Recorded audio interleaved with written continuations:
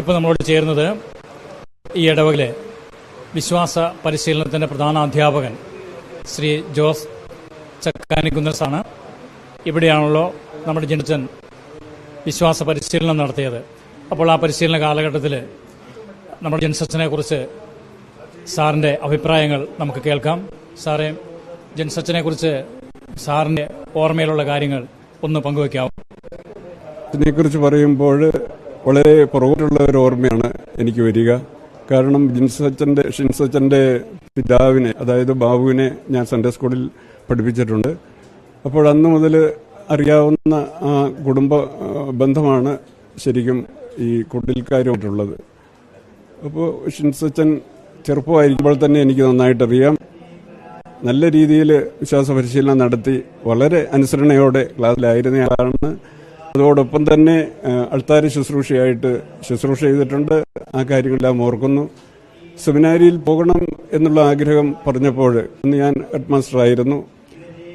എൻ്റെ അടുത്ത് വന്ന് പറഞ്ഞപ്പോൾ എനിക്ക് വളരെയേറെ സന്തോഷം തോന്നി. തീർച്ചയായിട്ടും നല്ലൊരു വൈദികനായിട്ട് കാണാൻ ആഗ്രഹിക്കുന്നു എന്ന് പറയുകയും ചെയ്തിരുന്നു.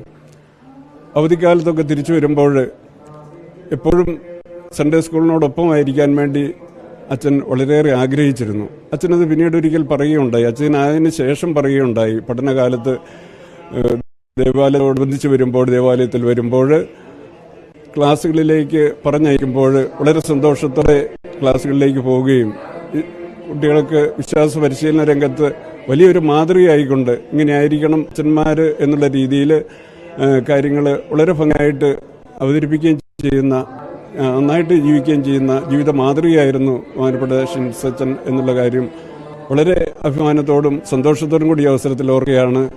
അച്ഛൻ്റെ തിരുപ്പട്ടവും എല്ലാം എനിക്ക് ഭംഗിയായിട്ട് ഓർമ്മയുണ്ട്. ആ കാര്യങ്ങൾ അതിൻ്റെ മനസ്സിൽ നിന്ന് ഒരിക്കലും പോയില്ല. കാരണം അത്രമാത്രം ഹൃദയസ്പർശിയായ ഒരു രംഗമായിരുന്നു. സൺഡേ സ്കൂളിൽ പഠിച്ച് പലരും ഇതുപോലെ തന്നെ വൈദികരായിട്ടുണ്ട്. അതോടൊപ്പം ഷിൻസച്ചനും അങ്ങനെ നല്ലൊരു വൈദികനായി തീരുന്നത് കാണുന്നതിൽ എനിക്ക് വളരെ ഏറെ സന്തോഷമുണ്ടായിരുന്നു. അച്ഛൻ വൈദികനായതിനു ശേഷം മറ്റിടവുകളിൽ ശുശ്രൂഷ ചെയ്തപ്പോഴുമെല്ലാം തിരിച്ചു വരുമ്പോൾ പലപ്പോഴും കാണാറുണ്ടായിരുന്നു. ഇടവക ദേവാലയത്തിൽ വരുമ്പോൾ, ദിവലിയിൽ സംബന്ധിക്കുമ്പോൾ, അതിനുശേഷവും ഒക്കെ വളരെ സ്നേഹവും സൗഹാർദ്ദവും ഒക്കെ പങ്കുവെച്ച് പോകുന്ന ഒരച്ഛനായിരുന്നു എന്നുള്ളത് വളരെ സന്തോഷത്തോടെ ആ അവസരങ്ങളെല്ലാം ഓർക്കുകയാണ്. തീർച്ചയായിട്ടും അവിചാരിതമായിട്ട് ഇപ്പോൾ അച്ഛനെ നമ്മിൽ നിന്നും വേർപെട്ടു പോകുന്ന ഈ ദുഃഖകരമായ നിമിഷത്തിൽ ആ കുടുംബാംഗങ്ങളോടൊപ്പം ആ ദുഃഖത്തിൽ പങ്കുചേരാനും അതോടൊപ്പം അച്ഛനു വേണ്ടി ആത്മാർത്ഥമായിട്ട് പ്രാർത്ഥിക്കുവാനും ഈ അവസരം എന്നെ ഒരുക്കുകയാണ്.